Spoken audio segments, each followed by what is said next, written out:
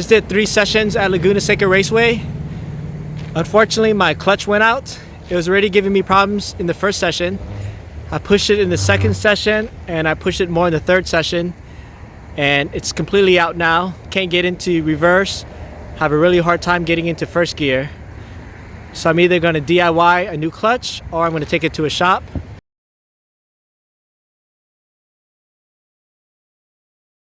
What's up guys, I'm Sean. Today I'm replacing the clutch on my E46 M3 track car.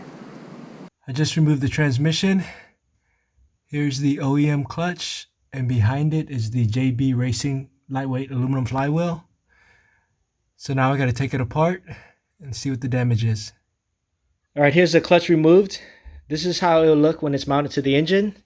The pressure plate right here. I'm pull this off. I found the damage. Here's the clutch disc. It actually looks pretty good. It's about half life, I would say. I'm going to replace it anyway. Here's the lightweight flywheel. But here's the problem right here. The pressure plate. It broke off. See that? This right there. And it broke off right there. And right here. That's why I was having shifting issues when I was on the track. Couldn't get into all the gears I wanted to. Couldn't get into reverse. Went ordered a new pressure plate, clutch, new rear main seal, and all the different clutch accessories for the transmission.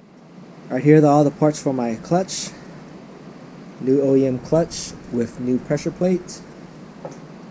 This kit comes with the throwout bearing and a pilot bearing, but I'm going to replace that with a FAG pilot bearing. I bought new OEM bolts for the pressure plate. I bought an OEM dual mass flywheel. I'm going to replace my lightweight flywheel with a dual mass flywheel, and I'll explain that in a second. New OEM bolts for the dual mass flywheel.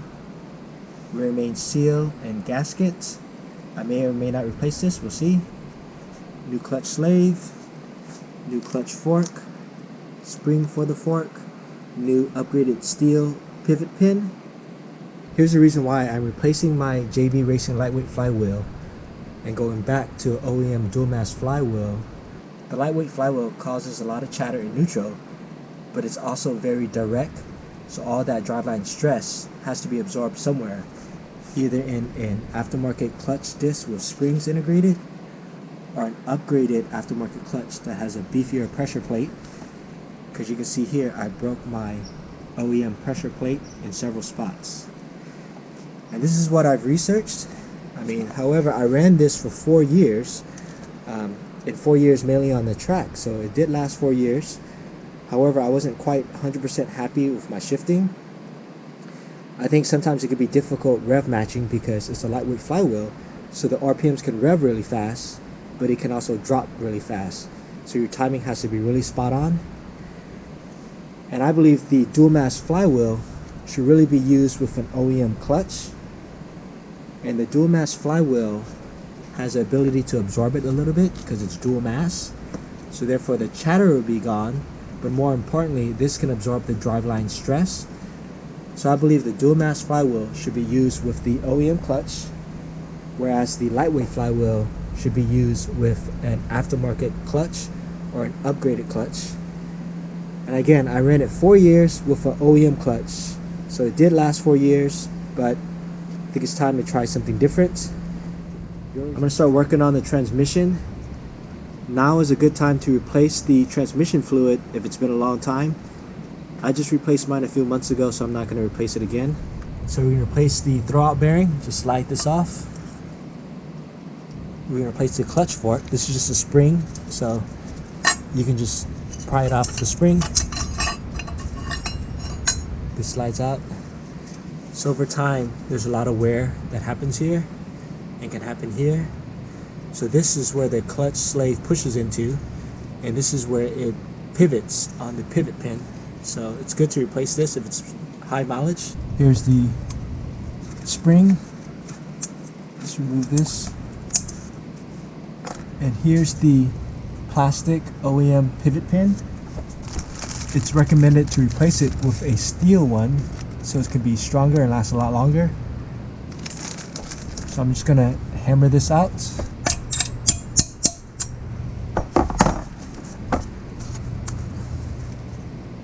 Here's the steel pivot pin. Goes in like that. Tap it in with the butt of a hammer. Alright, sits in there pretty flush. And that's not going anywhere because it's a pivot pin, so there's no way for it to pop out. Clutch kit came with a little bit of assembly lube. So I'm going to put this on to the pivot pin, just a little bit. Right there. I'm going to install the new OEM spring.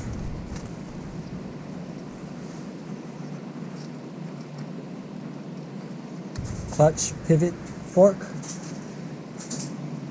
Put a little lube back in here, assembly lube on the spline of the transmission, just a little bit, and around here, but do not get this on the clutch material. I'll put on a clean pair of gloves, and I have my clutch disc. I make sure the lube gets spread evenly around the splines of the transmission. So I'm going to do this a few times. Rotate it.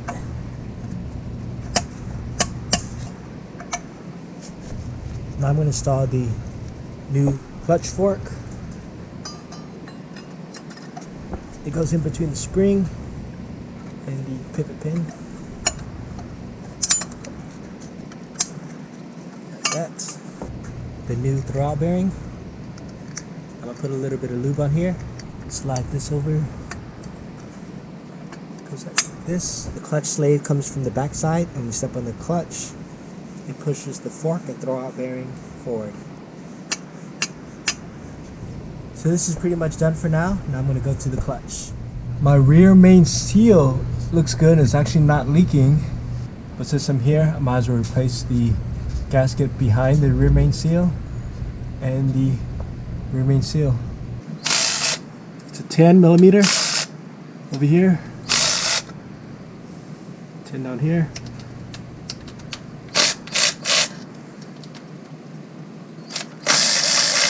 $13 right here,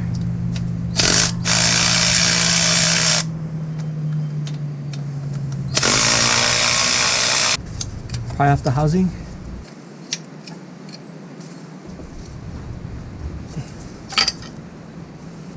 Use a razor blade and work out the old gasket. You can barely tell the gasket material is there, but it is. Clean it up a little bit. This is the rear main seal in the housing, so I'm gonna have to pry this out.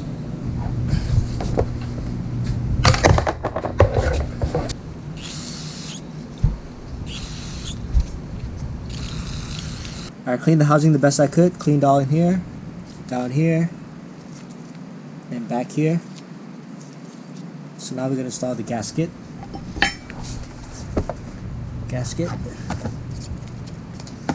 And you have to install this dry. They sell a tool to install this, but people have done it with a piece of wood. So I'm going to try that. Line this up. Piece of wood.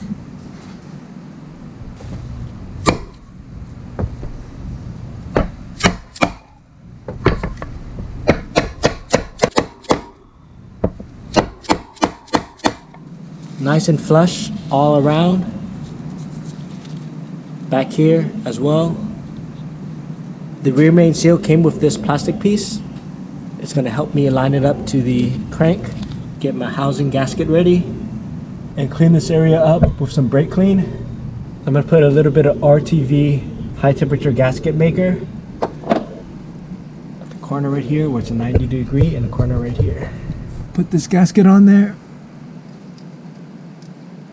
It's an alignment tool that's going to help line everything up.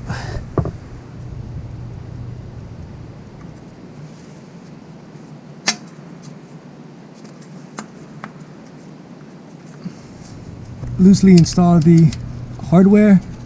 Continue to lightly run it down.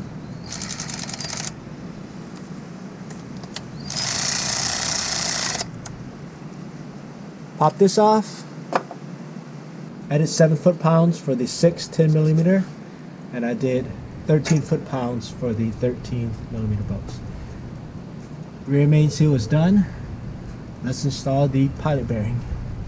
Here's a new FAG pilot bearing. I'm going to tap it into there using a 22mm socket.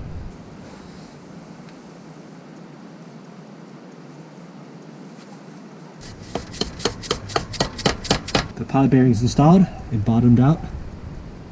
Now let's install the dual mass flywheel. The dual mass flywheel is balanced, and there's a little dot right there. Pressure plate has a blue mark right there. So after I install the clutch disc and I line up the pressure plate, I want to make sure this blue mark right here lines up with that yellow mark. So after it's mounted, it's going to look something like this. The blue mark right there lines up with the yellow dot right here. So therefore, it would be somewhat balanced. Before I install it, I'm going to clean this up with some brake clean and the pressure plate with some brake clean. Put the shield back on. Looking at the crank at the 12 o'clock mark, there's a little protrusion right there, and that lines up. So there's a little opening right here, hard to see right there, so I'm going to line that up with the 12 o'clock mark, so it should go in smoothly. The flywheel should go in pretty smoothly and sit on that little nub that I showed you guys earlier. You shouldn't have to force it or anything, and that little nub happened to be around the 12 o'clock mark, which happened to be the yellow mark here. I guess it really depends on when your car stops and what gear it was, etc. But mine happened to be 12 o'clock, 12 o'clock. Flywheel sits on that little knob. And I have new OEM bolts that already come with Loctite on here. So I'm just going to install these bolts and start to run it down a little bit all around.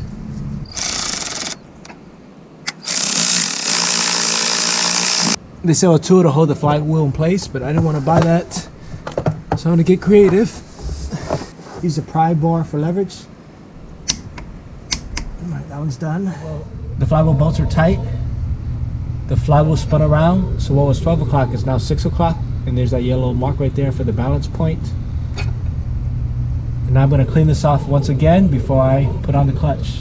Install the new clutch disc. There's German words here that says transmission side. That here. Use the clutch alignment tool to line it up.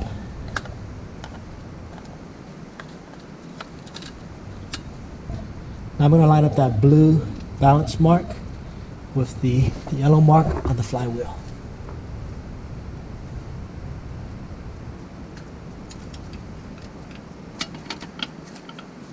The 6 pressure plate bolts are loosely installed.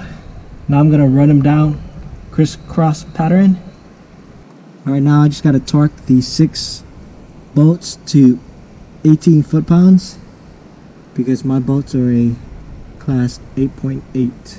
Now I got to remove this metal piece that was preventing the pressure plate from clamping down. This alignment tool is in my way, so I can't put a big Allen key in there to turn this piece that's holding the pressure plate fingers down. So I slowly have a screwdriver wedging in between here and slowly turn it without touching the diaphragm springs right here, because you definitely don't want to damage this. And there it is. Now it's off. Now I can pull this off and get the transmission ready to be installed.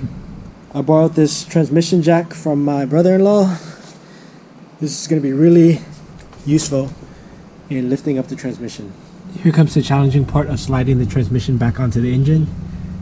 I'm manually lifting up the transmission with my ratchet instead of the impact gun. The impact gun was hard to control. And earlier my transmission got snagged on a heat shield, so you want to use a flashlight and look up top to make sure that nothing is snagging it. Slowly jack it up and kind of wiggle and adjust. A good takeaway is these 2 slots right here go to the bottom of the oil pan back there. So that can kind of help you ballpark line up the transmission to the engine.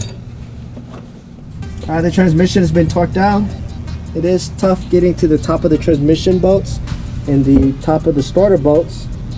My advice is to loosen the engine mounts, the bottom of the engine mounts, and use a jack and jack up the front of the engine, or use an engine support bar and pull up the front of the engine, so that way the transmission tilts down a little bit. And when the transmission tilts down, you can see the top of the transmission bolts and you can see the top of the starter bolts. Now I have to reinstall the shift linkage, the drive shaft, the exhaust, tighten the engine mounts, reinstall the subframe, the under tray, etc. And then I'm going to go for a test drive.